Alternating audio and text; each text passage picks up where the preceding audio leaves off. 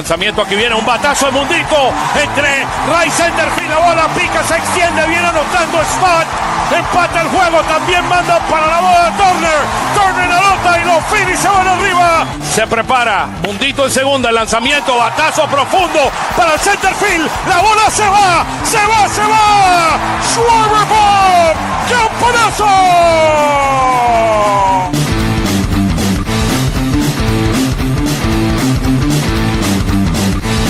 Aquí viene el lanzamiento, swing y lo ponchó. Ponche de Alvarado, amigos.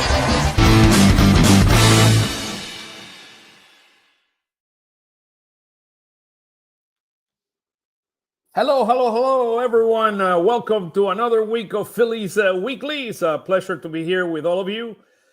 Jeff, an eventful week. I mean, last week we were 6-1. This week we lose Harper. I mean, to getting beamed by Mr. Strider, by the Atlanta Braves. We don't retaliate. I mean, it's like Luzardo allows 12 earned runs. I mean, insane. I mean, I've never seen anything like that in my baseball life. I mean, it's incredible. I mean, what a week. Look, we got a packed show, my brother. How you doing?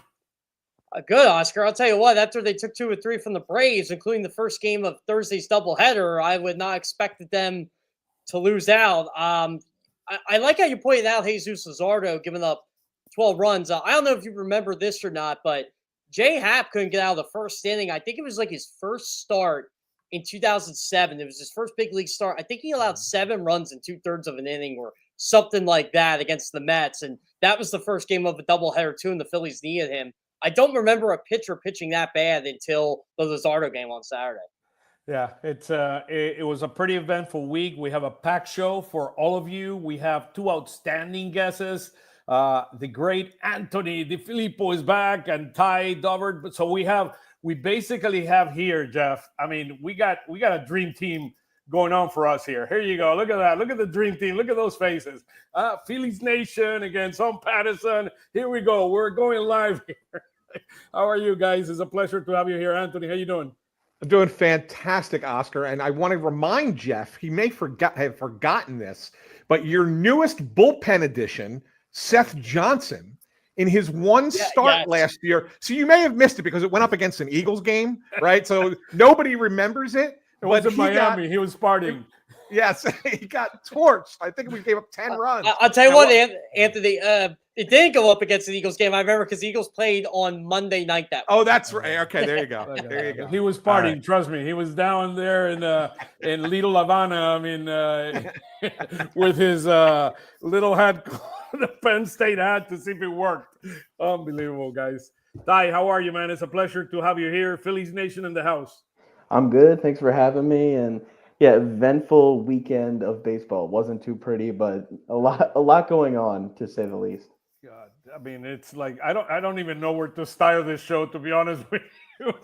That's how many things we had here. So look, let's start kind of with the basic things. I mean, like, so this is the 10th week of the season. We were 2-4 last week. We were 6-1.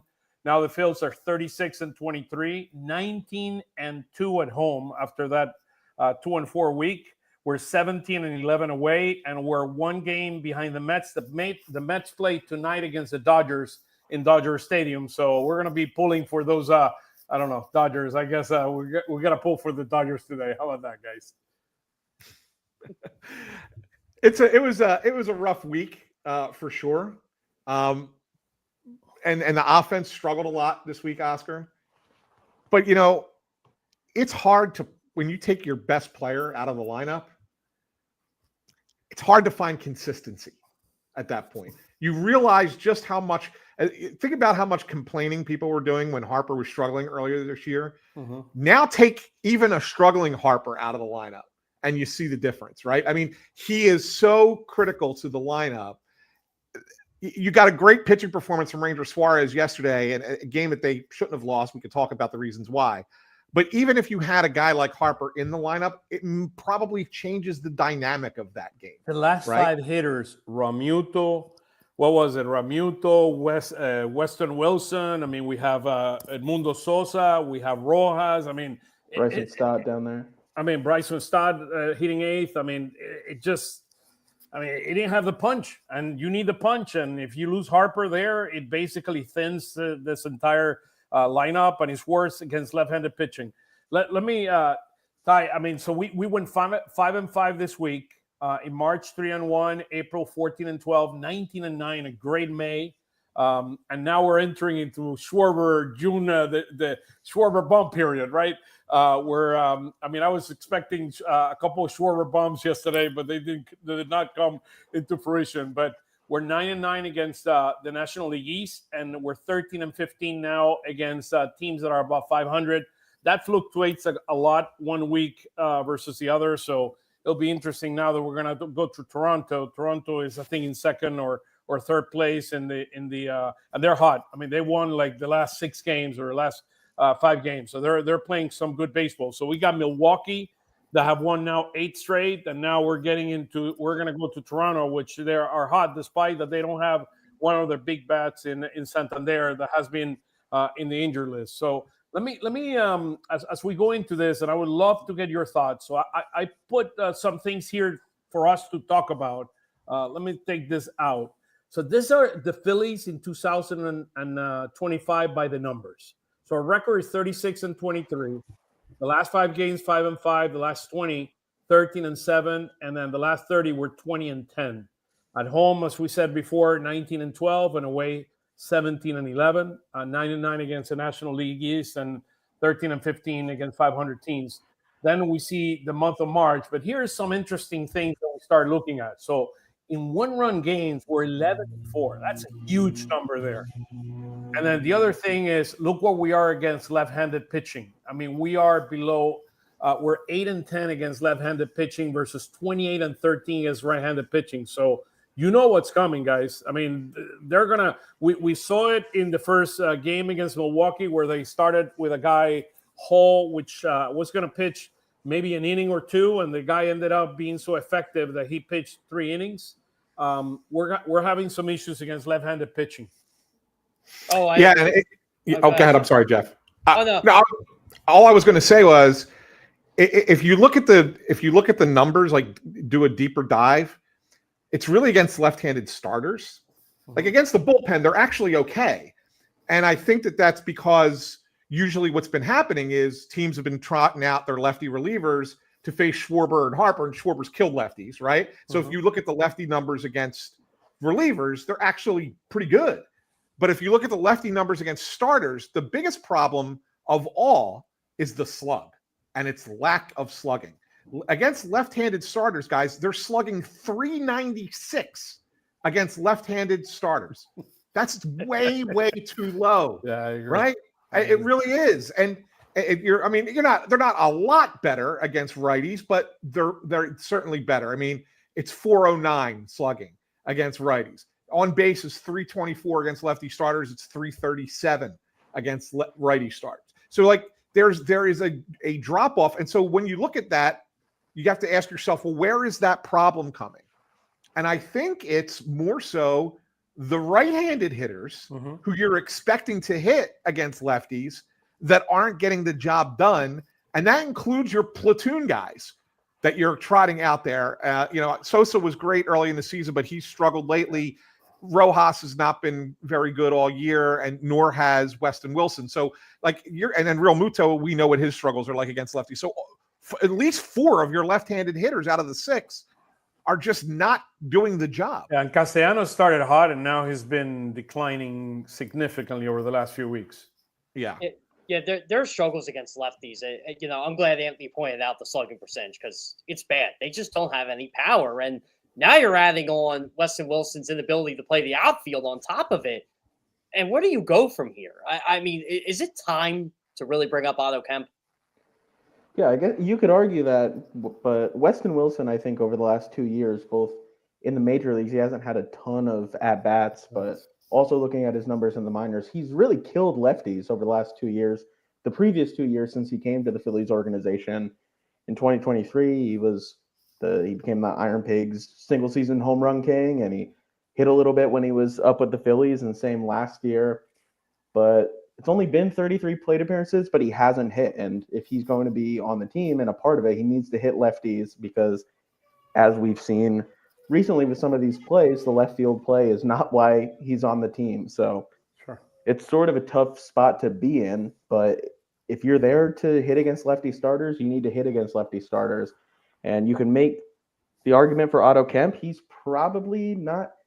If you're worried about left field defense, he's played a lot less left field than Weston Wilson. Both of them are infielders by trade, and Wilson, it's not saying that a ton, won't but fix any issues when you don't Yes. have Kepler back there. Yeah, but exactly. But let me ask you guys this, in all honesty. When you look at the team's defense collectively, all right, it's not good anyway. So what's the difference if you go from one subpar defender in left field to another subpar defender in left field? Yeah. That was my point. You know, if you're going to put a subpar defender out there, might as well put the guy who can hit a little bit better. Not to say that we're guaranteed a better hitter in Otto Kemp, but maybe maybe he ends up being better than Weston Wilson. We'll you know what? We'll park this because a big part when Luke comes in, he'll come in a few minutes.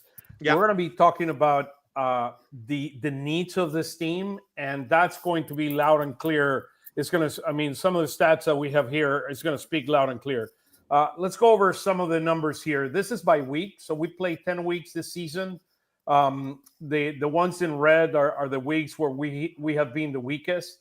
I mean, and you basically see here something very, very interesting. When this is the average runs we score on the right hand side, runs scores per game and runs against per game. The bottom line here is when we lose is when we don't hit. And you were talking about that a minute ago, Anthony. Look, when we don't score 4 or more runs, we don't win series. Bottom line. 2.5, 3.5, 3.5. I mean, look, when we were 4.1, I mean, we won 4-2. When we were 4.33, 4.33, 5-1. And then there have been 4 weeks where our pitching have been above 4. And those weeks are hitting basically to cover and hide some of the challenges. So I thought this was an interesting chart that shows if we don't score 4 runs per game, we're in trouble. Yeah, this is my biggest concern over the weekend. I mean, we want to talk about the offense. We want to talk about the defense. Fine. I got concerned with, okay, like on Saturday, they're down 4-0 right off the bat. Yeah, they scored 7 runs, but really a majority of them were in the last couple innings, the ninth inning in particular. But I call them Dak Prescott runs, Jeff. Yeah, Dak Prescott runs. There you go. That's a good way. That's a good call there. I like that. Yeah, my thing is, and Anthony knows this, Ty knows this, the Phillies win when they score first. They just do. They're a team that has to get an early lead. That's what was so shocking about Sunday. They did score first. It was one of the rare games they lost. I think their win percentage is like they're 28, and 6 when they score. 28 and 6. Yeah, when they score first. Yeah, I was gonna say so it's over 70%. So 28 and 6. Yeah, so like on Friday they get down right away, and they weren't able to keep the game at bay. And Friday night was a weird game, like you said, Oscar. That was the game Hall pitched, and you thought he was only going to go an inning. Ends up going 3, and then what was it? Patrick that came in Friday was. Yeah. Okay. On Friday. Saturday, Friday was Quinn Priester. That's right. Presser was Friday. And look at the line of that guy is amazing. 0 base on balls and 0 strikeouts in 6 innings. I mean, you have to. I mean, you're not even trying. You get 0 bases on balls. A lot of ground ball outs. 0 strikeouts. I mean, that's insane. Yeah, it was such a weird game. I was there as a spectator on Friday, and I'm like, has this guy struck anybody out yet? Well, the answer was no. And I just saw a lot of weak ground ball outs, and a lot of guys are swinging early. It's Oscar, do you have the chase rate over the last couple of weeks? I don't have it here in front of me right now. Yeah. That significantly has gone up, I think, over the last month. Ty, any thoughts when you look at this stats that call your attention? Yeah, so I wanted to point, as Jeff mentioned about scoring first and how the Phillies do when they score first, that made me want to pose a question. Is there any thought to going back to old reliable and putting Kyle Schwarber back in the leadoff spot? Bryson Stott's stats, you look at them, they're almost identical to the way they were last season. The Phillies talked about they thought that he had an arm injury last year, and they were confident that he was going to be able to bounce back. But you look, and he has a 683 OPS on the season. and it's looking pretty similar to last year. His on-base percentage is only .320. Kyle Schwarber, he's still the best hitter on this team right now. If you want to be able to punch first, maybe you just put him back in that leadoff spot, hope you get some instant offense, and lead these games early on. That's my question there. I don't know. I get the thought process behind Bryson Stott leading off.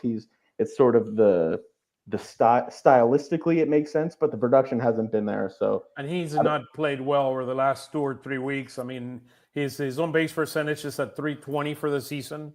But if you look at, I mean, last week, for example, Stott. I'm trying to look at it here. Hold on 1 second. Stott was on base. I mean, it was better last week, 346. But he's not. I mean, if you look at the last 15 days, I mean, he's on base. He was hitting 263. I mean, he has not been look effectively and producing or getting on base and stealing.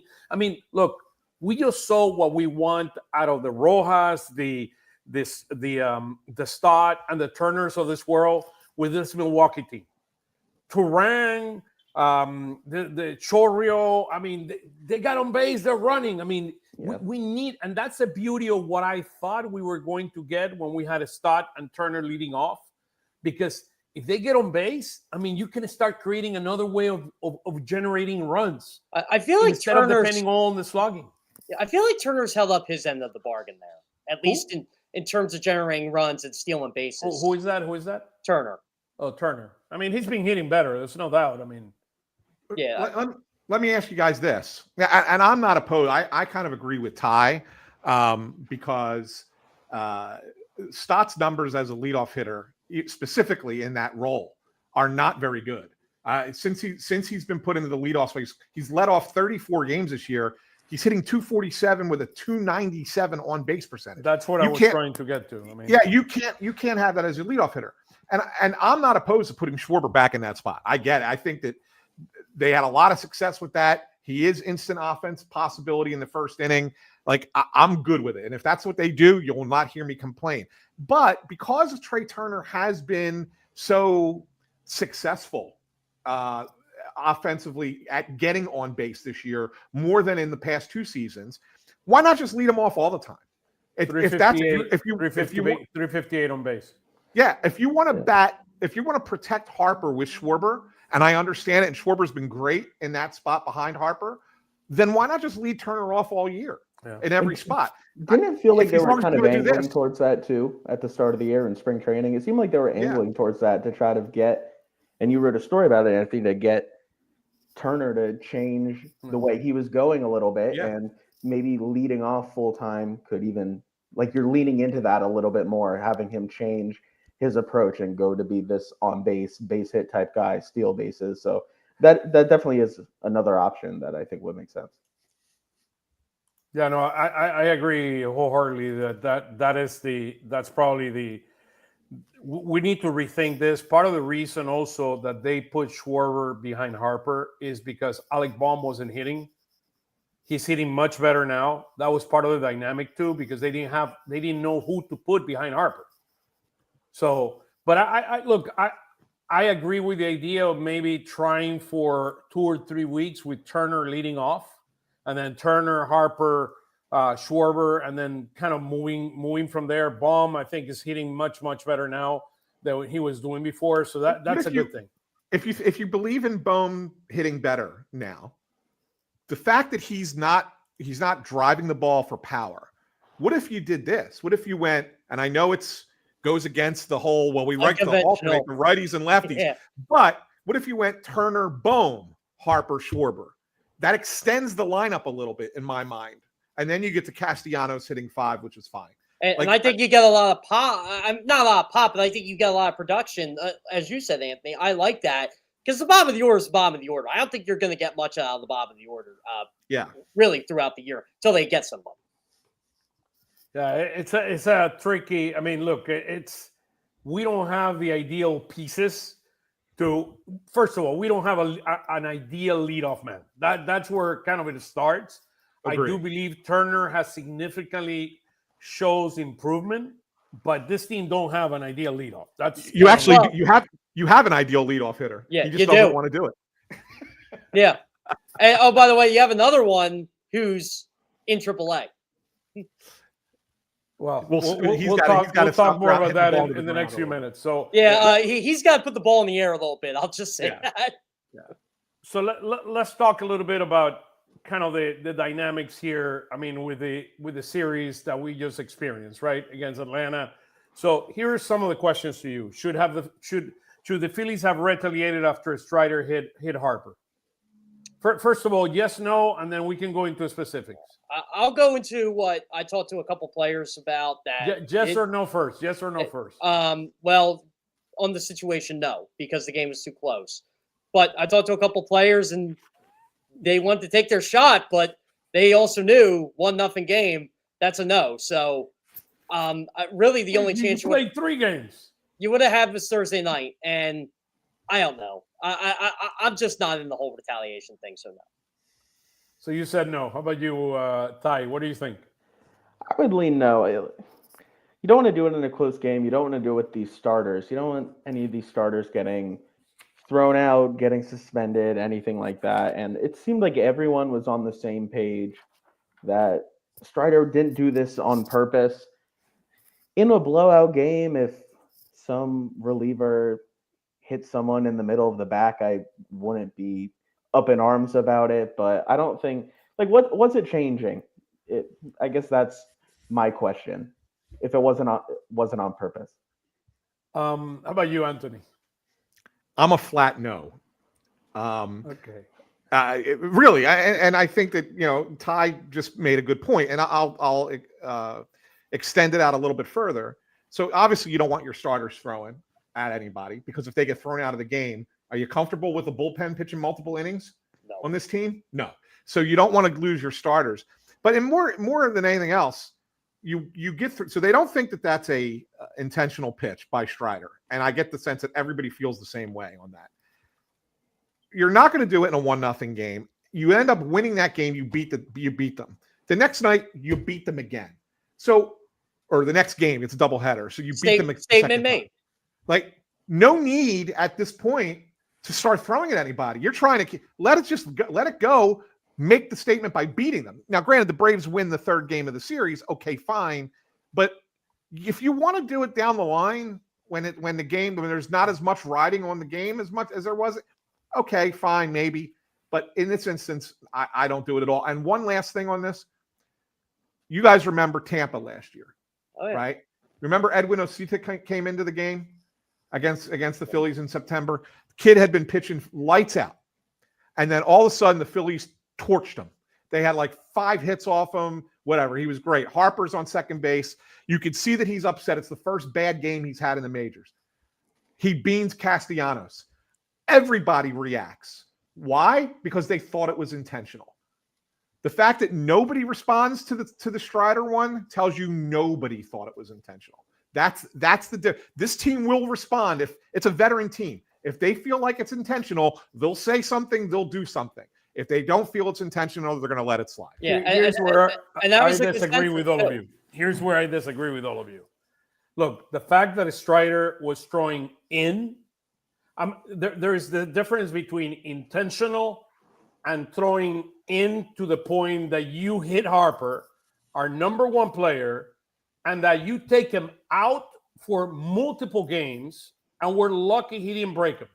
I mean, we're lucky he did not break him. But the bottom line, to me, you have to respond. You have to respond. There's no other way around it. You cannot let those guys hitting and taking out your number 1 guy in his first at bat because he wants to throw inside. Look, it's his fault that he threw it too inside and Harper just went out and unfortunately hit his elbow. But I would have retaliated. I would have retaliated, probably not immediately that game that was so close, but the next game I would have sent a message. I'm not saying you need to hit somebody. You can throw the pitch behind the back of somebody. There are different ways in which you can communicate retaliation and not necessarily hitting somebody. But I would not have let that pass away past. I mean, look where Harper is right now. I mean, how many games have we lost with Harper? But you knew he was going to be out. You knew he was going to be out at least 5 games. Yeah, and what happened in those 5 games? We lost all of them. 1 and 4. Yeah, but what if you lose Tuesday night because you want to retaliate, or the afternoon game on Thursday because you want to retaliate with this bullpen? Again, the message is not not hitting somebody, but sending a message. You throw to the head, you throw to the back, you throw somewhere in a way that you don't necessarily have to hit them, but send them a warning sign that is unacceptable that they take out your number one hitter the way he took it out. I thought the message was you took 2 or 3 from them, and they were 9.5 games behind them at the end of the series. Yeah, fine. I'll give you one other thing, Oscar, because I hear what you're saying, and there was a time when you did that in baseball, and it was understood that you did that in baseball. And what I mean by that is the umpires understood you did that in baseball. So usually, and not always, but usually when you retaliated, the umpires kind of gave you that one. Okay, you threw back at them. All right, we're not going to throw anybody out. Nowadays, it just seems that if you are retaliating, they're coming after you right away to throw you out of the game, and then the league wants to file suspensions if they feel like it was intentional. And that's where you got to be very careful in the modern version of the game. I understand. That's the only reason I say more no. Look, I'm your age, right? We remember the era where you did this and you brushed people back and you threw at them. Like, yes, I remember that, and I loved it too. But because they don't do it anymore, and the league is more judicious about it, then I think you got to be. I would not have left them left down without sending them a message. And I'm not saying again necessarily hitting somebody, but sending a message that the league and the team will understand. It's Bryce Harper, guys. Okay, it's not Juan Rojas. There's a it's picture. Not Brandon March. It's Bryce Harper who they took out with the possible look. If that we've been lucky. We are lucky that Harper did not break a bone. We're lucky that he did not break a bone. There's a pitcher on this roster. If you really want to retaliate, who will be eligible the next home series, they play them in late August. If you really want to retaliate, oh, by the way, not pitching the postseason, so you don't have to worry about it. You could use him. Well, that's a possibility. See you in August. Yeah, he doesn't want to get into any more trouble. I always tell people an elephant never forgets. Someone may not forget. Yeah. Well, let's continue. Let's continue with this. Let's talk a little bit about Luzardo, guys. I mean, this was painful, guys. This was really, really painful. I mean, look, I have my score sheet here. I mean, looking at the thing the guy did not have it. He did not have it from the first batter. He got a base hit to center field, base on balls, base hit to center field, home run. The game is 4-0. He strikes out 4-3, 6-3. Then they hit a double and a hit, and that already is telling me, he's sending me signals. This guy is not. I understand that we just played a doubleheader, that we might not have all the pitching that we need, but look, Luzardo is.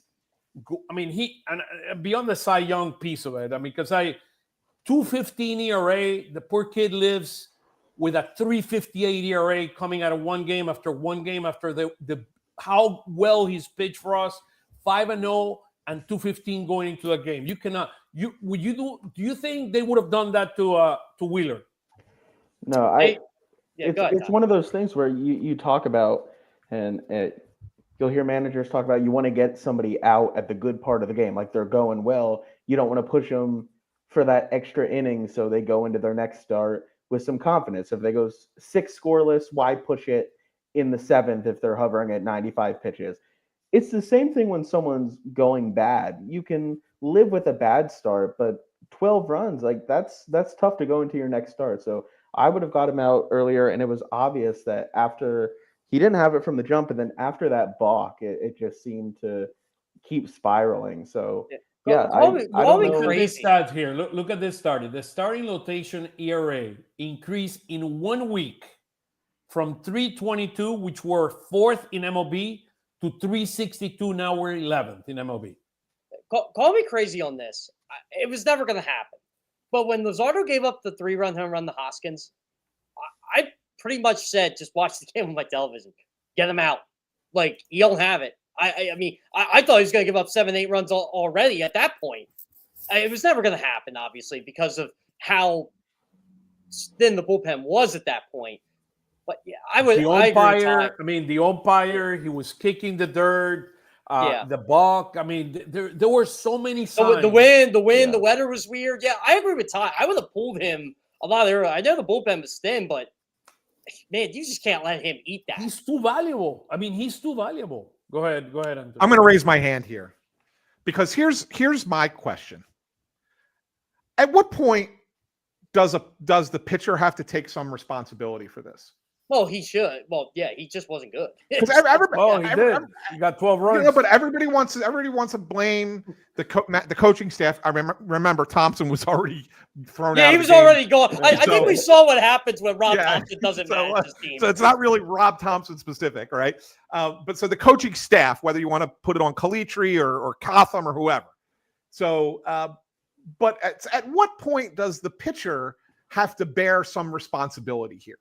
Okay, and here's why I'm not as upset as everybody else is about this. And I get it with his numbers, and he ruined his number. Okay, great. I don't care about the Cy Young, so I'm with you. I don't care about his numbers. I really don't. I care if I'm a manager of a team, I care about a win and a loss.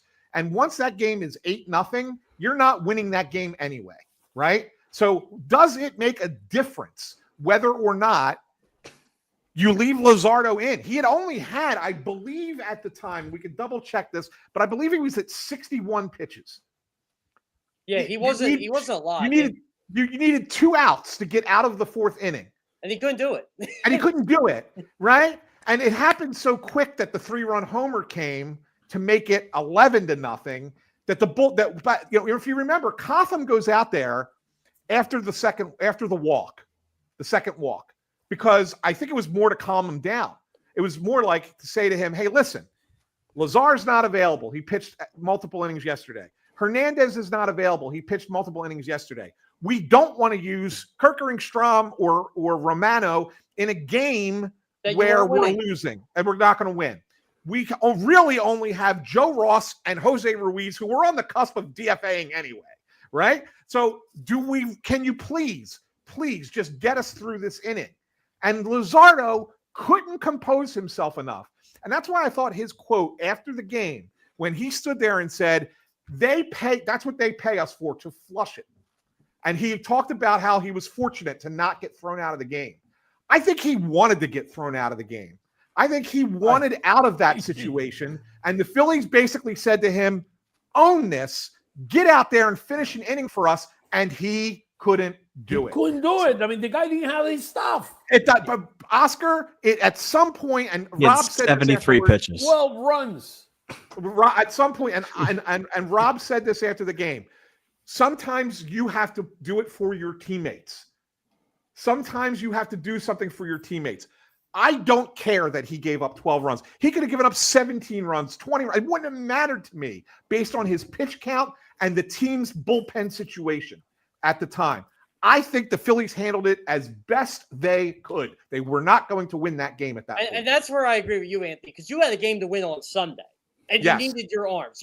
I'm sorry, I would have been flipping out if I saw Ryan Kerkering or Matt Strom coming in that game Saturday. It's bad enough that they had to go to Banks. They didn't want to go to Banks either. Yeah, because you need Banks. Yeah, he had pitched Friday. Yeah. So so they didn't want to use him, but Ruiz was so bad they couldn't get a second inning out of him. So they had to use Banks in that spot, and that kind of took him out of the mix on Sunday. Okay, I'm just saying. So now he needs to own it. So poor Luzardo, I mean, let me, and I don't want to ask in the sense of controversy. If this is Wheeler, you think they would have allowed Wheeler to get 12 runs, earn 12 runs? Yes, because I think Wheeler kind of did that on Saturday. I'll tell you this. If it was Nola, his head would have been on a stick, and we would have never heard anything about the coaching staff. So it would have all been the pitcher if it was Aaron. I don't think if that was Zach Wheeler that would have been the situation. I also think Zach Wheeler would have got out of the inning. Anthony, I hear what you're saying. Like, you have to wear it. You think of that start last year against the Astros where Taijuan Walker got lit up, and they just went to each other, and he's like, "I'll eat innings," and they're like, "All right." And it was a terrible start. He's getting booed every which way, but he just went out there and ate it. But I think there's a point when you see a guy is struggling, like you have to. I don't know. They need to hope that he doesn't carry this next start. And he is a pro, and he's taken this big leap.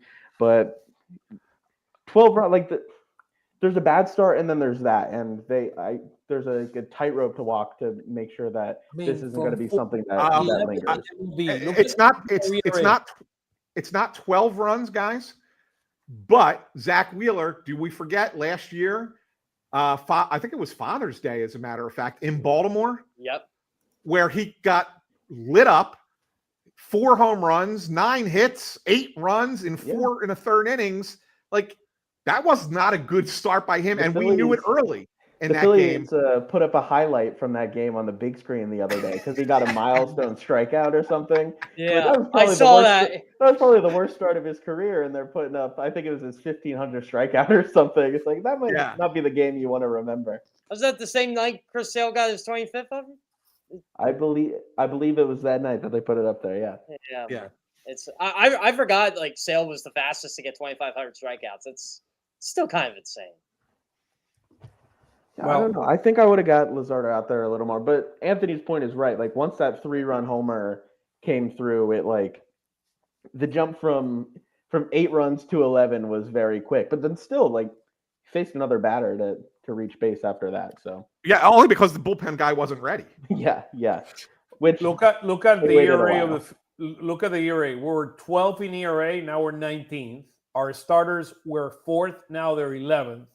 We were 23rd in ERA in our bullpen, and we're up to 25. I mean, this was the worst week possible for both our pitching and our hitting. That bullpen ERA would have been even worse were it not for Weston Wilson. Yeah, true. 2 scoreless. Yeah. Weston Wilson did the Lord's work. Now we know Anthony likes to bring it, man. I love it. So, hey, at least Weston Wilson knows how to do something right on this team. Well, at least we get the most saves in baseball, and we have the second most saves in all baseball. So, but we've blown 11 saves already. Just keeping that in mind. Let me go back a second on our hitting, so we can take a look at it. So, our hitting went down significantly, and I think this shows here where our runs went from 629 to 3.5 last week. So that's why our runs per game went down from 491 to 476. But we remained 6th place. So I guess MLB, all teams in Major League Baseball were down on runs last week. We're 6th in OPS, 11th in home run, which we have improved significantly. We were 20th in hitting, 12th in hitting. Now we're 6th. We were 18th in home runs 3 weeks ago. Now we're 11th. And then our strikeouts, we're 6th in terms of lowest amount of strikeout and 6th in most walks. We've declined a little bit on that category. But to your point, Anthony, you were saying before, we're letting 3.85 runners remain in scoring position in every game, which is 26 in MLB, which is kind of part of our issue that we're not producing when we have those runners in a scoring position. Let's talk about we never talk about defense, and I just wanted to get your thoughts right quick on the whole dynamics. I think there were 2 dynamics there this week. One was the whole dynamic is, should we have let Kepler come in and replace Wilson in the 6th inning? Should Kepler have replaced Wilson in the 6th inning? Normally, Topper doesn't do that. He does it he wants to remain his options open, but that ball would not have fallen if Kepler was playing in left field. Yeah, and Rob Thompson said after the game, basically, there are some things he would go back and change, and that play is probably, that decision to not pinch hit for him was probably number 1, because then again, later in the game, they had to pinch hit for him against a righty anyway. They put in, I believe it was Brandon Marsh for him at that point. So they had to make the switch at some point. So I think if Rob Thompson could go back, he would go back and change that with the way it played out. And yeah, even process wise, maybe you can understand why he wouldn't. It's only the 6th inning, but with the result the way it is, Wilson misplays that ball in left field. It's an easy call, an easy one to go back and think about it.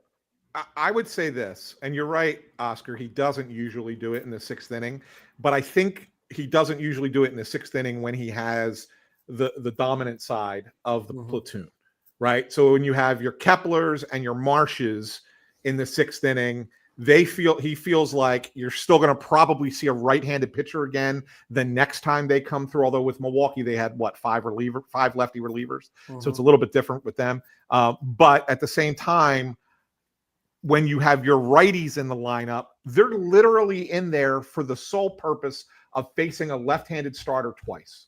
That's the reason that you have the platoon going. So when you get a right-on-right matchup there, you probably want to go to your stronger side guy. And especially with the fact that you have the lead at that point, Kepler's a better defensive outfielder. I think that would have, it's everybody wants to criticize the manager. And I think there are sometimes moves you could say, well, yeah, he could have done this, he could have done that. I don't always think that it's cut and dry where he's, he definitely made a mistake there. This one I do think was a definite mistake. And I don't think he has a lot of those. It cost us a game. Topper guy. I mean, it cost us a game. And we're 10th with the fewest errors in baseball. We have an error.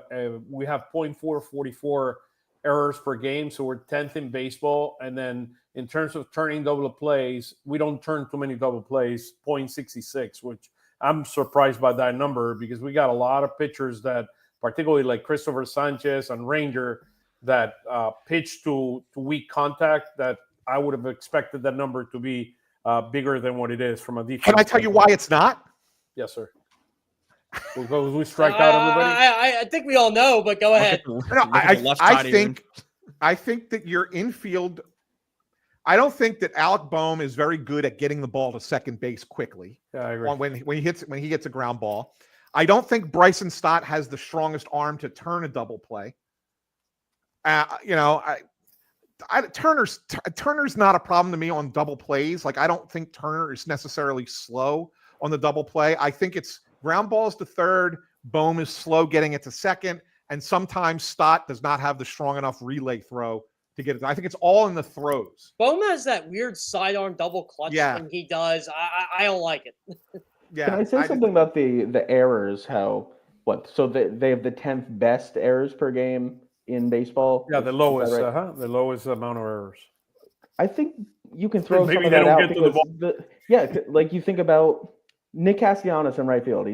He makes these sliding plays. He's better than maybe he once was. He doesn't have the range to get the balls. That's why he doesn't make errors. You think about these stolen bases where Trey Turner drops the ball or he isn't able to make a tag. That's not an error. That's a stolen base. Think this Weston Wilson play where he misreads it and he takes a bad route. That's not an error. That's a double. So I think you can throw that out. A lot of the things that you can think of about this team where you say that's a bad defensive play, it doesn't end up in an error. Not to mention that scoring, nothing is an error anymore, but that's across the league, not just Phillies specifically. But yeah, the stolen bases come to mind a lot where Turner, there's been a bunch of weird plays where you just can't get the tag down or the ball deflects off his glove.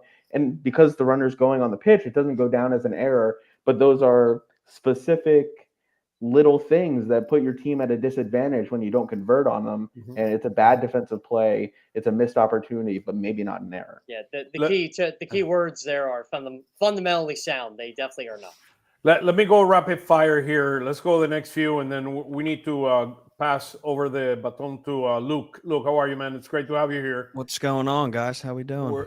You can see this is a controversial week. Come on. Between Harper going down and retaliations and Luzardo. I mean, it's a week for debate. Let me just throw a few quick questions here, and actually let me take this down so we can see all of your faces here. Let's see, give me 1 second here. There we go. How long will Mick Abel remain in the rotation, and how are they going to manage this dynamics with Nola coming back and Andrew Painter come in? What's the dynamic here is going to look like?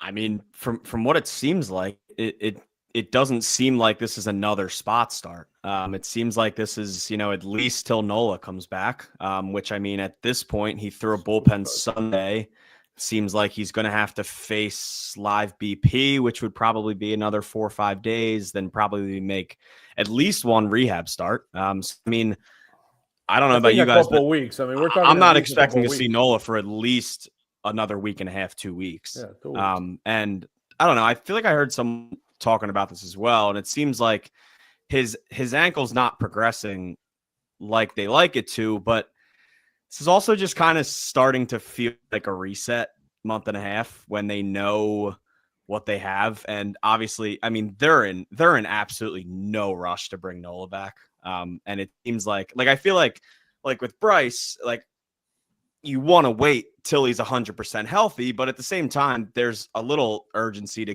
get him back in the lineup. So what happens when, I mean, Anthony, Ty, once Nola comes back, McCable goes down? I'm not certain of that. Maybe. Yeah, I was told maybe not. I was told that's not an absolute. So yeah, I would he say might go to the bullpen. Are we going? Here's to why. Here we go. Yeah. So here's the thing. So if you look at Nola's schedule here, so he pitched the full bullpen on Sunday. Rob had said he originally wanted to have him face live BP on Wednesday, but Wednesday is a day game in Toronto. So it's not going to be Wednesday. It's probably going to be Friday in Pittsburgh that he faces the live BP. So what does that do? Does that get you Thursday? Thursday's a day game. I mean, Thursdays. That's what I meant to say. Thursday's the day game. So it's probably going to be Friday in Pittsburgh that he pitches the live BP. Live BP, you're probably talking 40 pitches at most, which is the equivalent of another bullpen, right? So usually after a bullpen, you have a few days and then you make your start. If you go to his rehab start, would be Tuesday. probably in lead. Following Tuesday against the Cubs is the same day Mick Abel is pitching when he comes back home. It would be the second start Abel would pitch. So he's on the same schedule as Abel. If he's ready to come back after that, you're looking at probably Father's Day against Toronto at Citizens Bank Park that Aaron Nola could become available. That gives you 2 weeks to kind of figure out how this new bullpen looks like with Walker and Johnson and how these guys, whatever, blah, blah, blah. Like, just take a look at it. If at that point you say, we need to make another change in that bullpen. That's the next question, by the way. Yeah.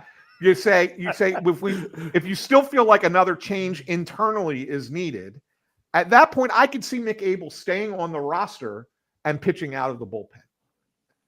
And see if that works. Try it. See how he handles it. This is a 7-week trial period before the trade deadline. You have to figure out who in the organization can help that bullpen. And if you can't figure it out, then guess what? You got to go trade for more than one guy at the deadline. But if Abel can do it, if Walker can do it, like, okay, all right, maybe we only need to get one bullpen piece at the deadline. I think that's what they're trying to figure out. Another thing with Abel, too, is I think he's shown now, with the way he started the year in AAA, his debut, that electric debut, and then the fact that he went back down to AAA and he didn't have the adrenaline boosted 99-mile-an-hour fastball, but he was still good and he pitched around adversity and he got out of jams and he pitched another 2 good starts. I think that shows enough to other teams where they can try different things now. Like Anthony said, if they want to put him in the bullpen, I don't think they need to have like this audition for another team to potentially be interested in him.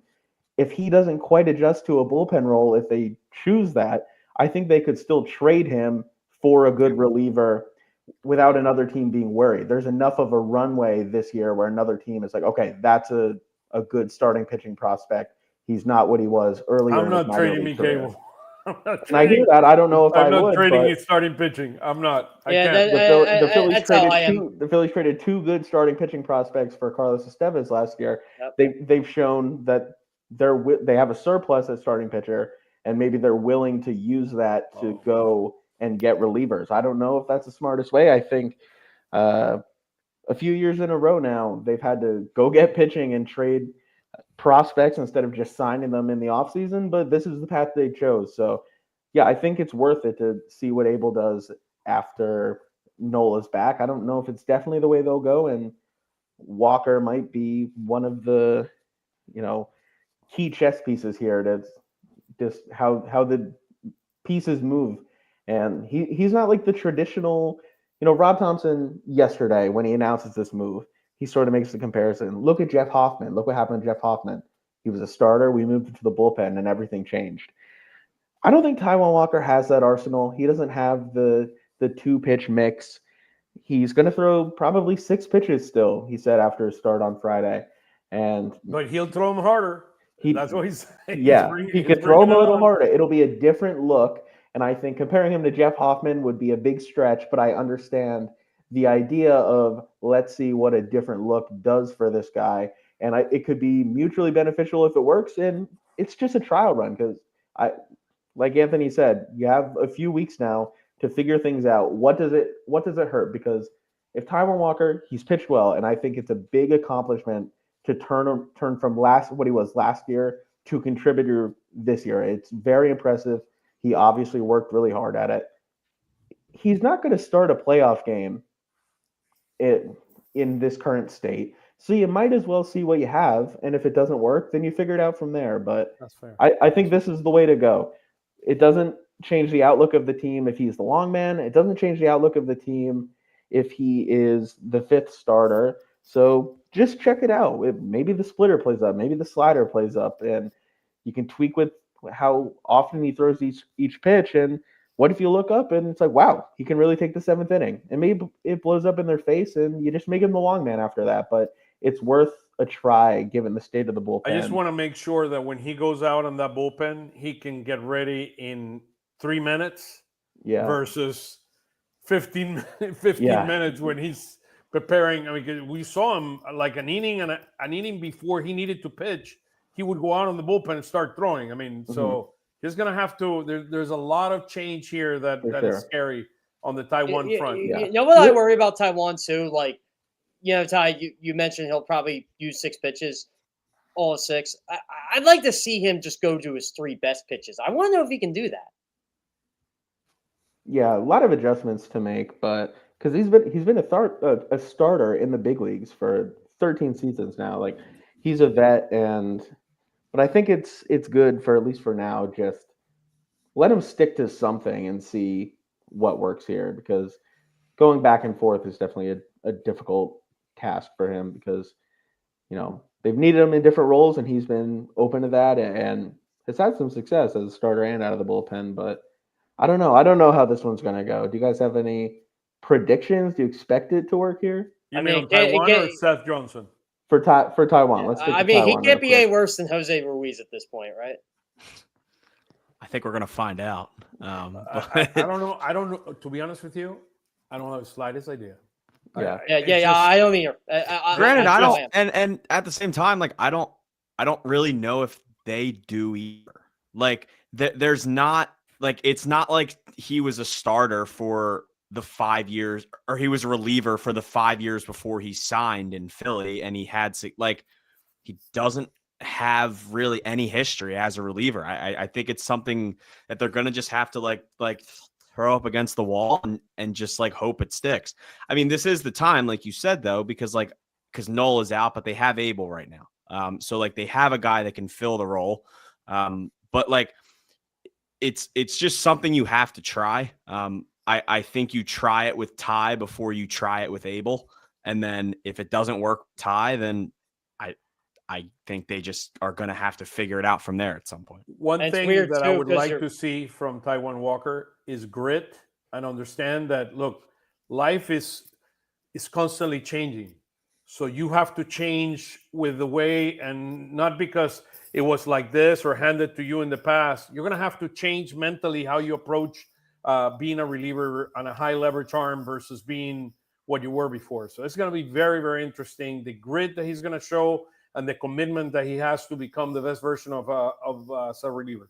I'm concerned about Seth Johnson too. Like, look, he could throw 98, 99. He did his last time out for Lehigh a couple times, but is the location going to be there? Is he going? The control. That's. I mean, look at. I mean, I'm looking at his numbers here: 33 innings, 21 bases on balls. I mean, that's. Yeah. Are we even sure though? Like, how long is he going to be on the team? I think he's probably just on the roster.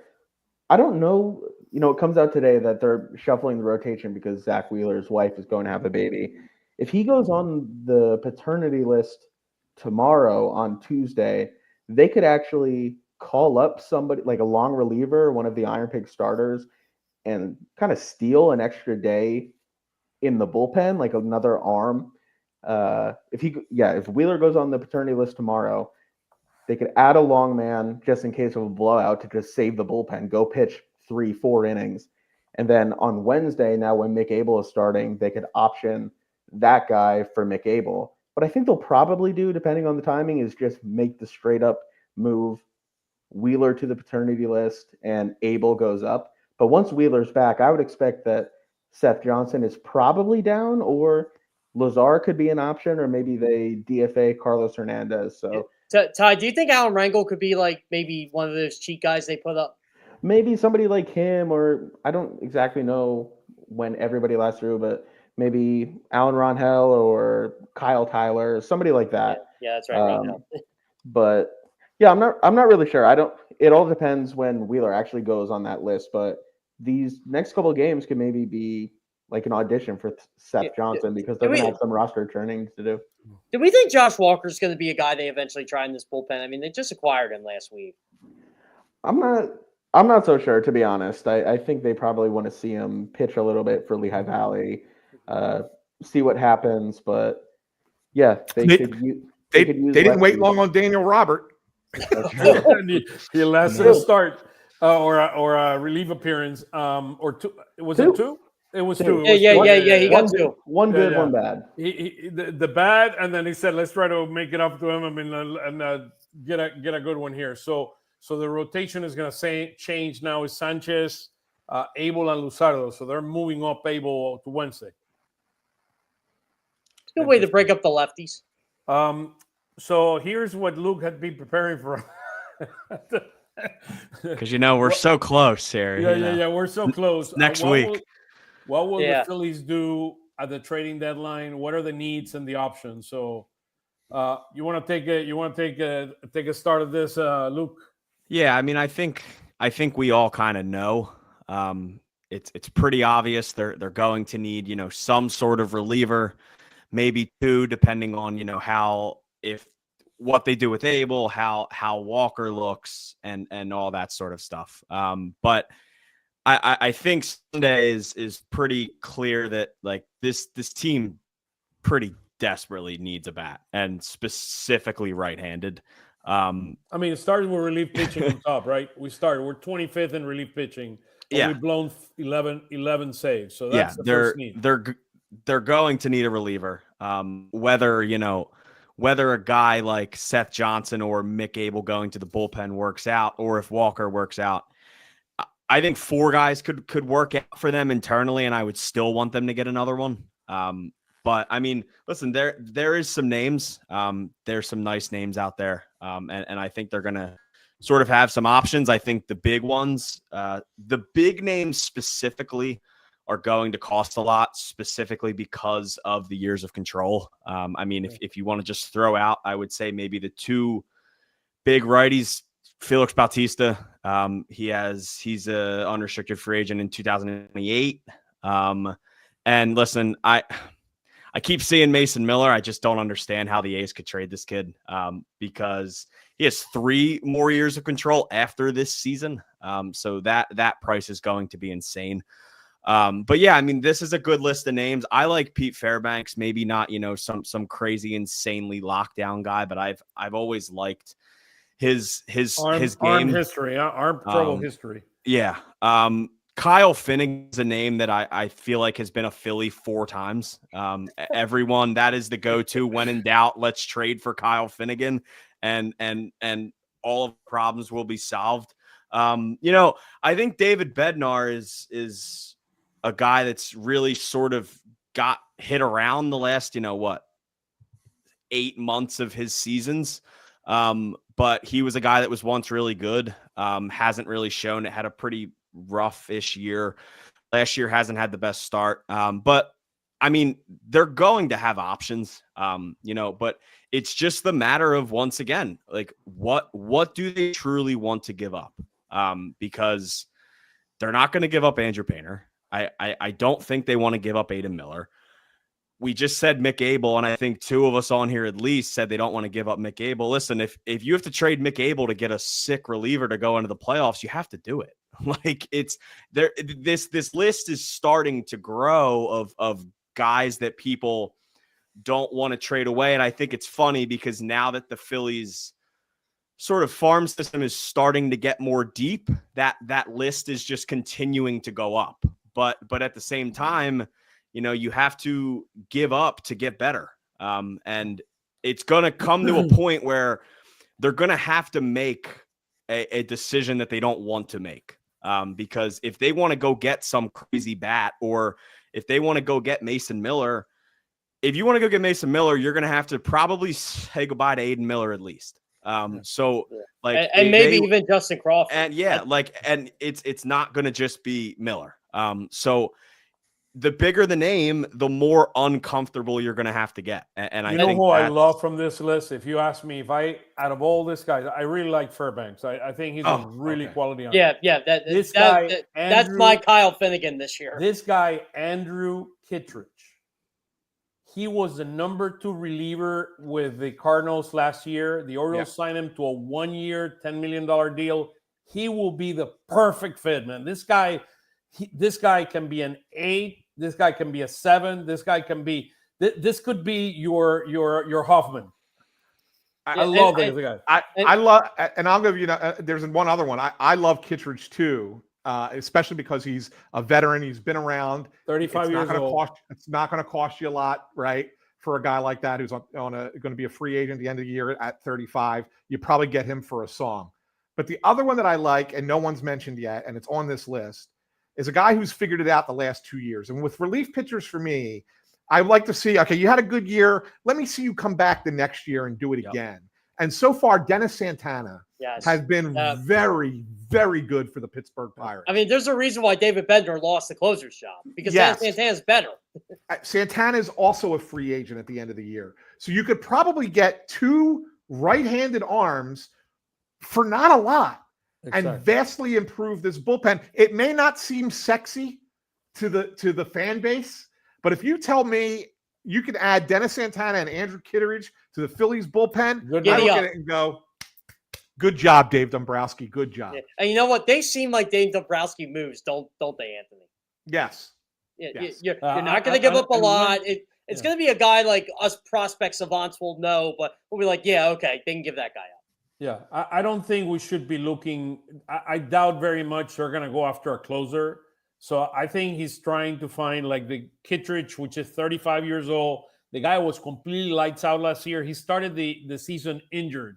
I think he had a hamstring. Yeah. And he just started pitching like 2 or 3 weeks ago. I mean, look at his ERA. This guy's really, really good. I'll tell you what, this bullpen looks a lot better with Matt Strawman and Ryan Kerkering are pitching in the 6th and the 7th. And that's no disrespect to them at all. That it just looks that much better. It is what it is. I mean, it is what it is. So I think there is creative solutions around that. It's another one of those things, though, like, why aren't you getting someone like Andrew Kittredge or somebody in the offseason? Yeah. I know Alvarado changes everything, but they knew this bullpen was thin going into it. Jordan Romano was their only real acquisition. They lost 2 of their top relievers, and they only signed 1 as a replacement.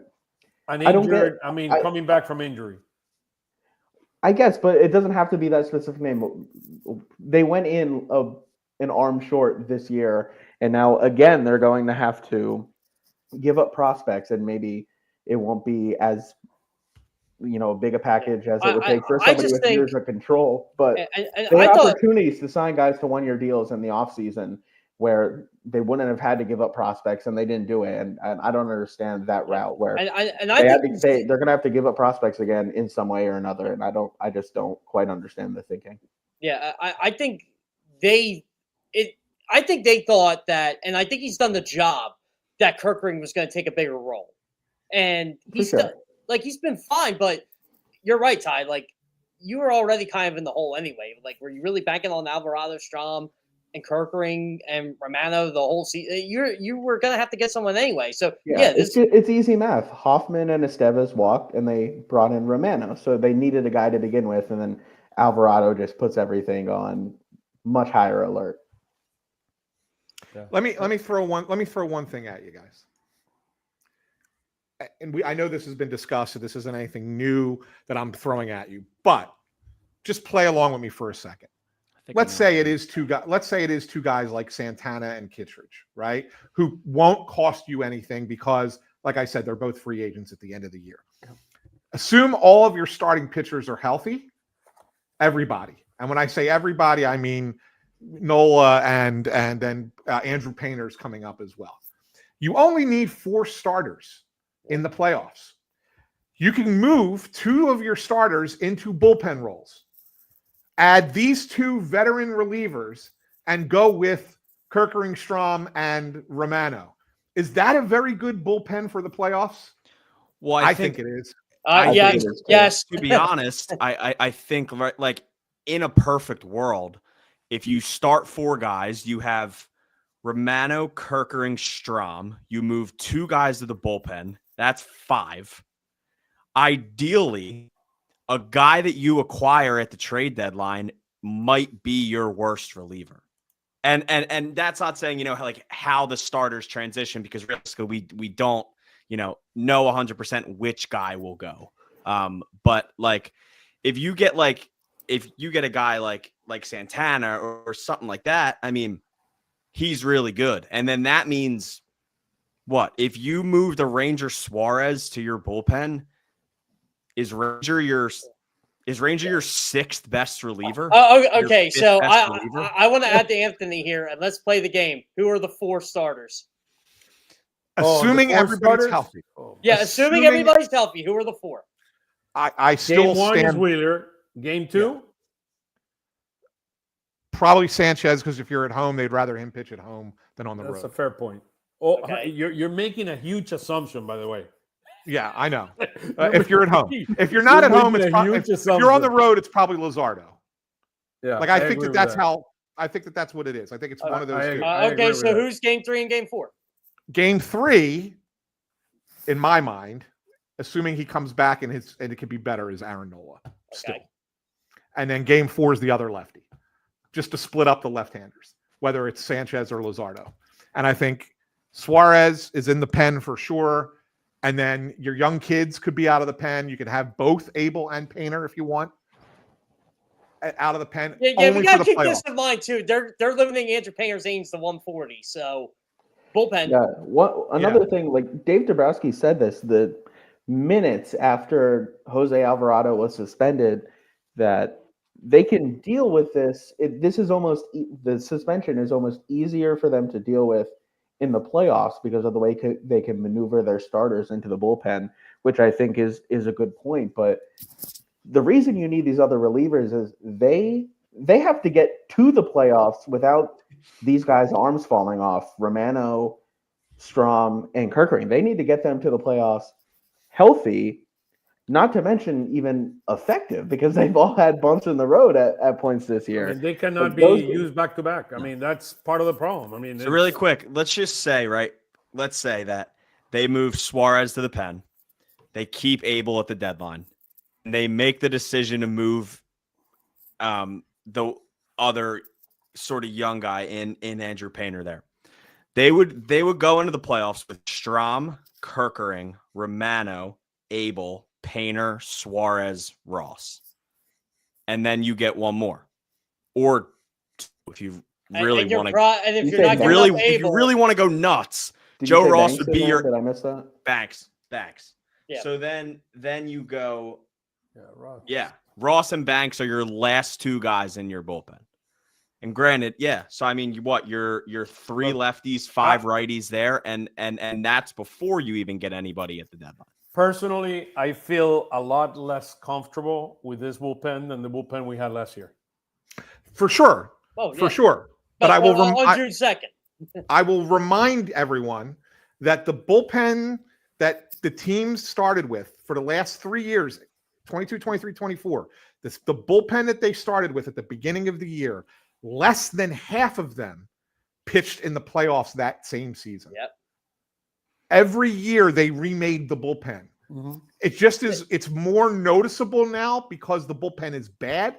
Whereas in 22, 23, and 24, they weren't. I mean, Robertson in 22. I mean, you go on and on. I mean, yeah. Hoffman came back. I mean, that should be the Phillies like trivia question for the fan. Name the opening day bullpen the last 3 years and this year. You don't want to. It's completely different by October. Now, the other dynamic here, guys, is when is Ranger moving to a bullpen role? I mean, it has to be in September. I think it's after the deadline. It could be in August. I do too. Yeah. It could be August, but I think it's after the deadline. And that's where the whole dynamic with Mick Abel and, I mean, to your point, Ty, that he might be an option in terms of chipping him somewhere if we can get some tremendous return. It's a very, very complicated scenario because salaries of the players also has to be taken into account because they're trying to limit going up on the salary cap. Isn't that a tough sell to Ranger though? Like, hey, you throw 6 or 7 innings with between 0 and 2 runs every time out there. You're an impending free agent. If you read the tea leaves, like just the way things go, we're probably not going to re-sign you. So instead of going out there and starting for the rest of the season, we're going to put you in the bullpen. Like that's got to be a tough pill to swallow. But ultimately, like guys have to sacrifice if you want to win a World Series. But sort of tough sell from somebody who's pitched well since coming back from injury. Let's go over a couple more things here. You want to go for it with this one, Luke? Yeah, I will say. I mean, it's my one thing about talking this far away from the trade deadline is you just don't know what teams are going to sell. And you just don't know what teams that are 10 games over 500 right now are going to be 5 games under 500 in 2 months and sell. But I mean, these teams here will be in that list. Trust me, of the ones that are going to be selling. Well, Colorado will be on that list. Yeah, now, I can challenge. I just mentioned one thing. The challenge with the Colorado Rockies, they don't sell. Yeah, they don't do anything. And that's why the asterisk is there for both Doyle and Beck, that they don't sell. And these guys are in 2030 and 2031 is when they will become free agents. Yeah, and I mean, if you look at a guy like Brenton Doyle, right? Like 984 OPS, first left-handed pitching in 2025. And then you go and you look, at the full season and you say, oh, well, this guy plays in Coors Field and, his stats should be inflated. He has a 442 OPS on the road. So, it's not like he's, crushing the baseball and he's some, all-around player whose stats aren't necessarily getting inflated. But, Luis Robert, I'm just going to be honest. I'm just really out. It's just, I don't know. I feel like if this was 2 years ago, I would have been a little more interested. Lane Thomas has been a guy for me that I've honestly wanted for a few, deadlines, off seasons. There's just not, I mean, right now, just because you don't necessarily know and these rumors don't really start to fly around yet, but there's just not a ton of impact guys. I like Lane Thomas. There's not on, out of on that this list. I like Lane Thomas the most out of all of them. Yeah. I like Ward as well. He's having a pretty nice year, at least slugging wise. The average might not be there. But yeah, and of course, this is like the 1 year the Angels are half decent. Yeah, right. Yeah, it's just not, it's not a big star-studded list. I mean, I think the Mike Trout trade rumors will always be there.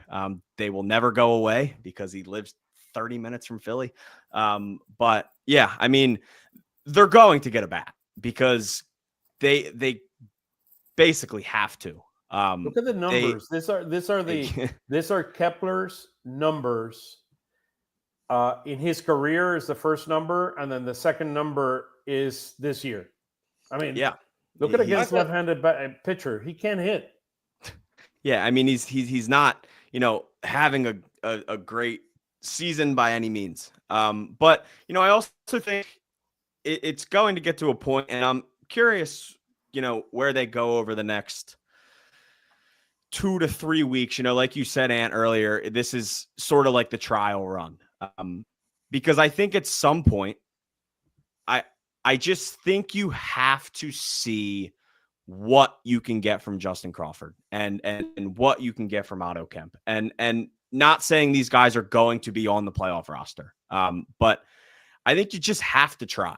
And I know you can use his rate for ground balls and stuff like this, but I don't know what Weston Wilson is giving you right now that Justin Crawford wouldn't, other than he's a right-handed bat and Crawford's a left-handed bat.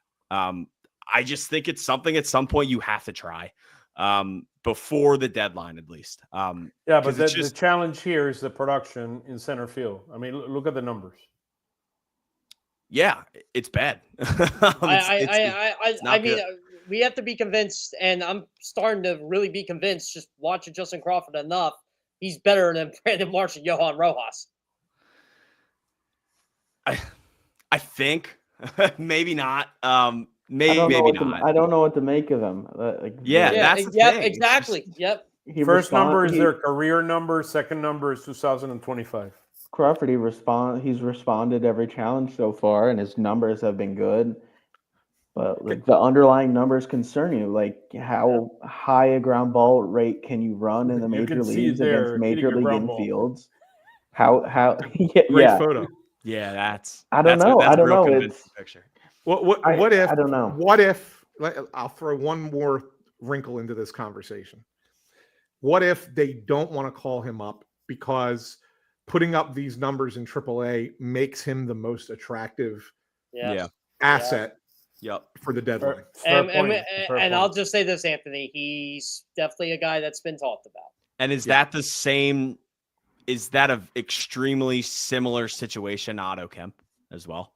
Like, I don't know if Otto Kemp is viewed as like a capital P prospect. I don't think he is either. But I mean, he's a 25-year-old undrafted player. Yeah. Like, I feel like he'd be better off being a platoon guy here. Yeah, but if the Phillies, get into a trade and they can flash, some right-handed hitter who leads the minor leagues and home runs rather than a guy that leads the minor league in home runs and came up and didn't have a hit for 2 weeks in the majors, maybe that's part of a little bit of the strategy there.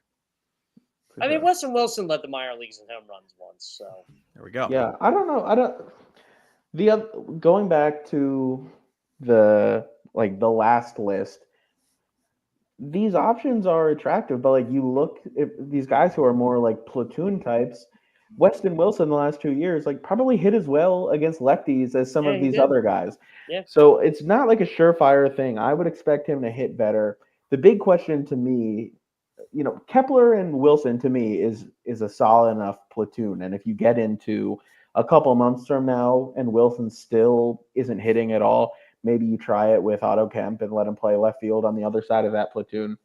The question to me, where I don't know what the answer is in center field, because it just seems obvious that the biggest hole that the Phillies have offensively is someone who can play center field and hit right-handed and actually hit. But that seems to be the most difficult thing to find in all of baseball, like a real center fielder who can actually hit and hits right. They were lucky enough with Shane Victorino for a long time. They had. Yeah, so I don't know what the answer is, and obviously they're always. I mean, everybody talks about Cedric Mullin. I don't know if he. I mean, he's more of the same. Too. He's lefty, and he's more of the same. And he's hit in the past, but not as much recently. Exactly. Yeah, I don't know what the answer is. When was his All-Star year, guys? Was it 19 or 21? Like 3 years ago. Yeah, so it was a while. I mean, he's played better this year. I mean, I follow him. He produces runs, but I mean, he's more of the same that we have right now. I don't think it makes a huge difference. So, I mean, big question. By the way, Anthony, I love your thought. That's a really, really smart way to look at it. Particularly with the option of look at that with the option of with the option of potentially a trade. But the question is he the future of center field? And that's a question they need to answer. If he's the future of center field, look, you got to do what you're going to do. But I can tell you right now that we don't have the future at center field play in the major leagues right now. I just don't see the level of improvement or the consistency or the mindset and the readiness. I mean, March strikes out too much. We look at the percentage of strikeouts. On March. And look, Rojas was not striking. Look at the pace he's striking out right now. He wasn't striking out. He's trying to hit the ball too hard. No, and that's the thing. And none of these guys have power, which is really concerning. I didn't even put the power number there. It's like, two home runs, also, 1 home run.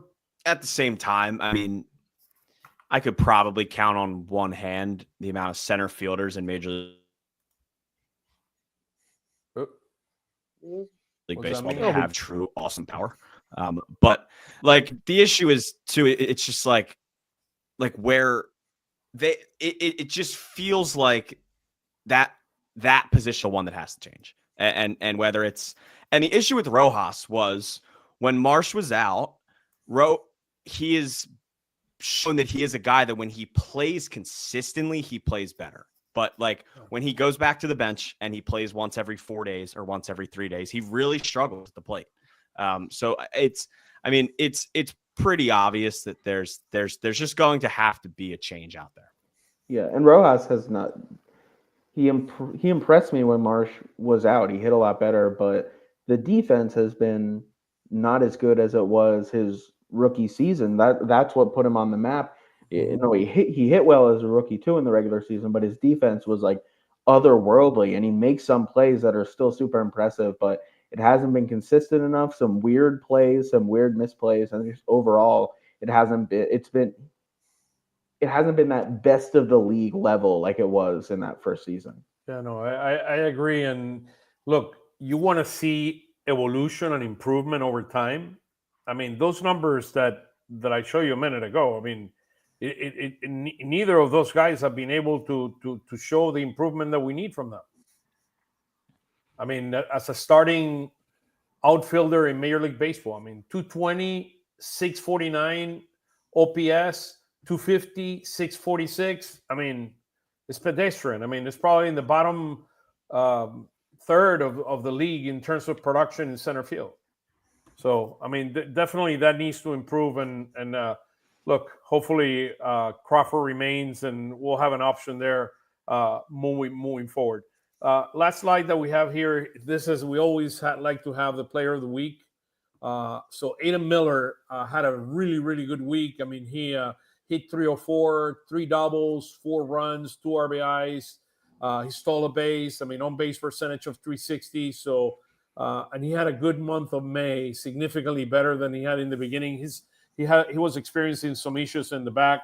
Our dear friend Steve Crawford, Steve Porter, always providing great information to us. So thank you for bringing that up. He also got hit in the knee 2 weeks ago and took him a little bit to recover from that. But yeah, he's looked good. Even Sunday, he had an offer, but he had some good at bats. Yeah. So thank you for Steve Porter. Thank you for bringing that over. And then the pitcher of the week, is Ryan DeGeese. This is the guy we picked in the 17th round of the 2024 draft. And look what he has done in 9 games in Clearwater. So just like Aaron Escobar, this is a guy that has the potential to be moved up when the team have their meetings, I guess, closer to All-Star weekend, I guess, during the All-Star.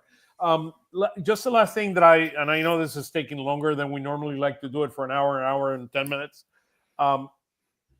What was your take on Andrew Painter and his coming in? Because initially he was going to be, I guess, early July. Then it was changed. I don't know if Ty, if you want to bring some perspective around that in terms of what's going to happen with Andrew Painter.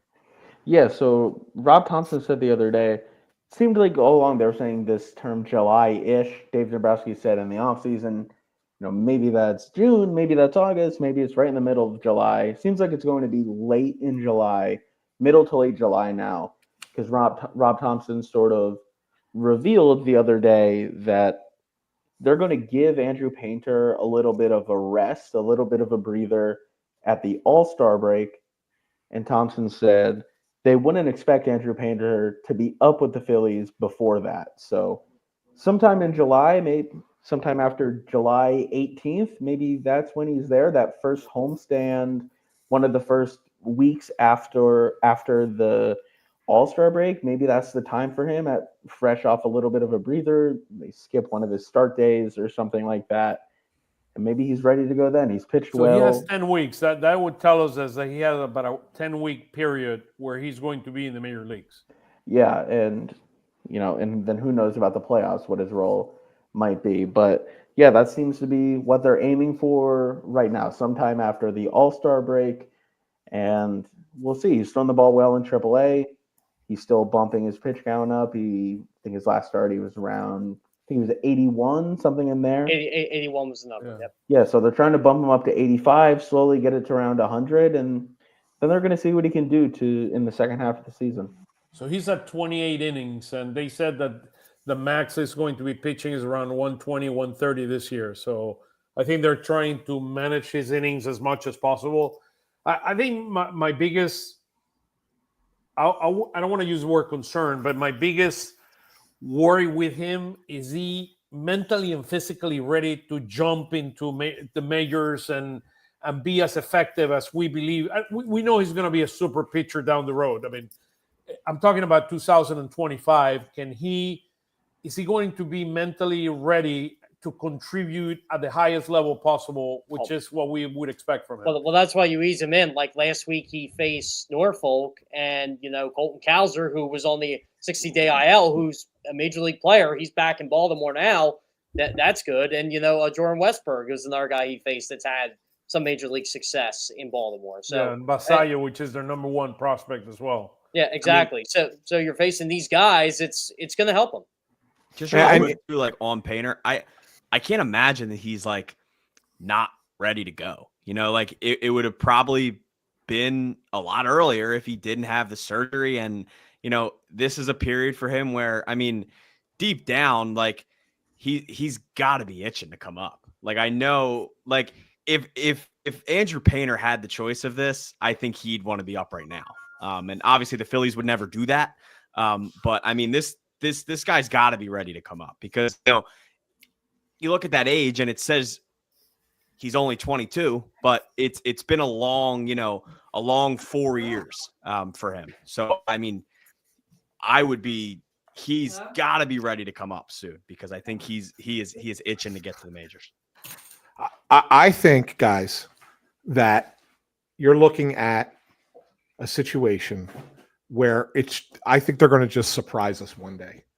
And he's here. I can see that. I don't think it's going to be planned it out. They're not going to tell us well in advance. I just think we're going to get an alert one day.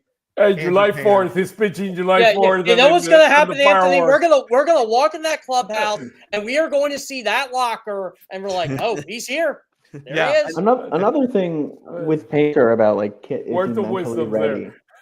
Another thing, like I don't know if there's that much, and I don't say this in a negative way. Like I don't know if there's that much Andrew Painter hype from the Phillies fans right now. I think because he was supposed to be in the rotation a few years ago, people are sort of like, I'm tired of hearing updates. Can we just see what happens when he pitches? Like just in terms of when we put things out there, all the excitement right now is about Mick Abel, and Andrew Painter is sort of on the back burner to a lot of people. And I think that could help. I don't know.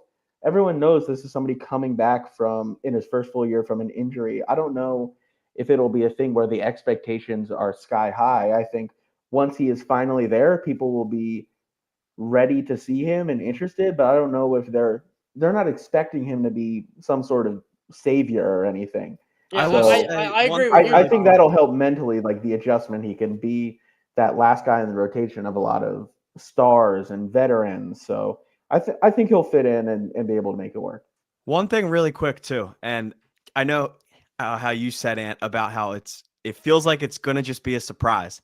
When Thompson said that the other day about Painter's, break, I forget somebody asked him a question along the lines of like, could it be before, like if it was ready?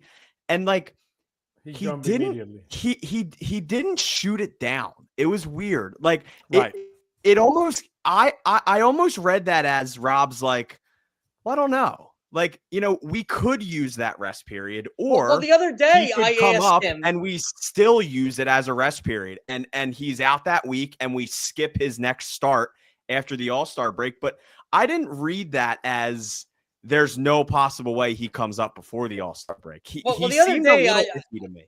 Yeah, the other day I tried to reword it for him. Maybe get him off guard again, take the bait. But how many more starts do you think he needs down there? And he goes, well, how many starts till July? And I'm like, all right, well, 4. So I was like, all right, we'll go 4. Yeah, I tried. Luke, I think you're very astute, Luke. Your observation skills are very good. Yeah. And it's important to pay attention when you don't get a straight answer or you get a non-answer from a manager like that, because that tells you a lot. Yeah, sure. You may not hear anything, but it tells you so much that pay attention, because I may not have given you an exact answer to your question, but I gave you enough in what I didn't say that you should pay attention, because something's going to happen. Journalism is always critical thinking. Because and now I'm curious, and I have to go back because I have video of the whole, and I really want to go back and watch now. Something about it, like, just it almost felt like he was like, well, yeah, maybe, like, and he didn't say maybe, but they asked him about like the rest period and if there was any way he would come back after, and he was like, well, yeah, we'll use the rest period, and he didn't like say he will come up after it. And that to me was just like a little nugget there. Now, I can tell you this. Andrew Painter, he's not going to pitch as well as Mick Abel pitched on his first start.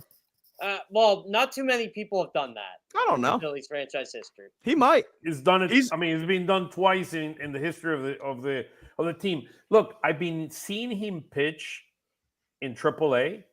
He's really good. I mean, he's really good and overpowering, but I still want to see the evolution of the pitcher, both mentally. I mean, physically he's there, but just mentally, the makeup of what's required to be able to get there. So, tell you what, Ty, the start you and I went to, I thought showed a lot. Yeah, I love that moment from Stubbs. Anthony was there too. Yeah, we saw it.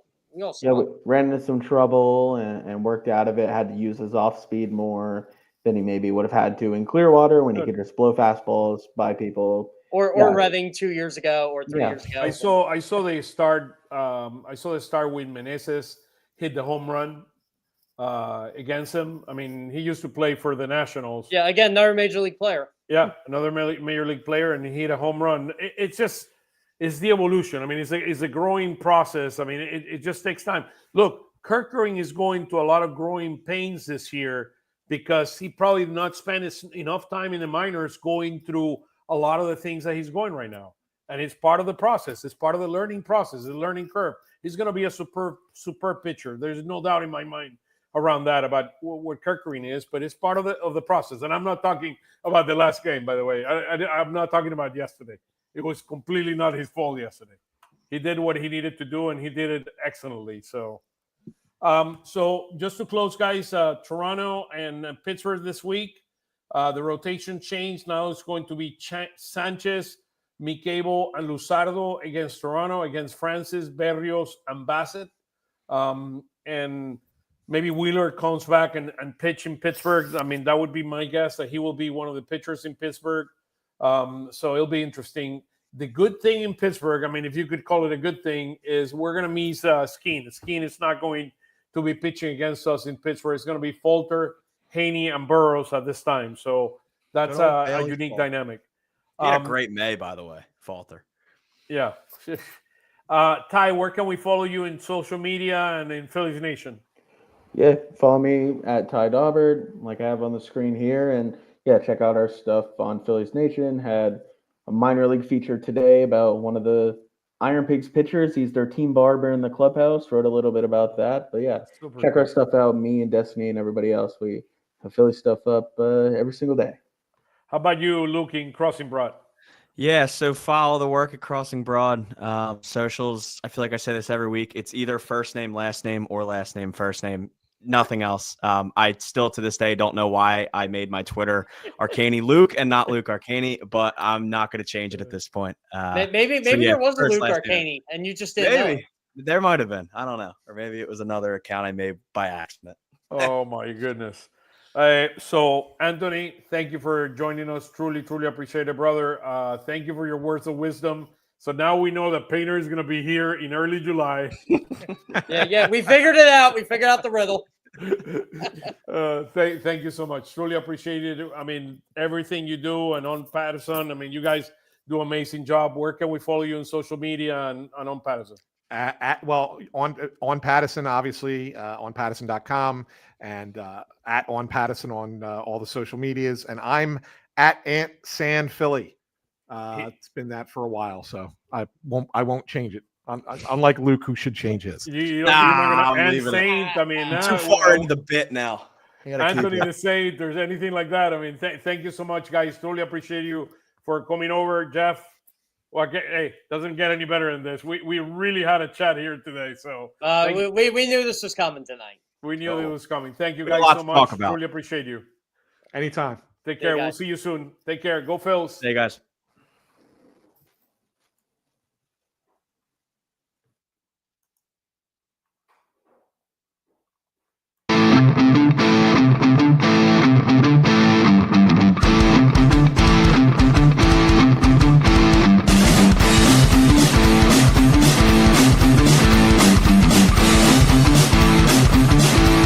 Lanzamiento, aquí viene un batazo de Mundito entre right center field, la bola pica, se extiende, viene anotando Stott, empata el juego, también manda para la bola Turner anota y los Phillies se van arriba. Se prepara, Mundito en segunda, el lanzamiento, batazo profundo para el center field, la bola se va, Schwarber bomb, ¡campanazo!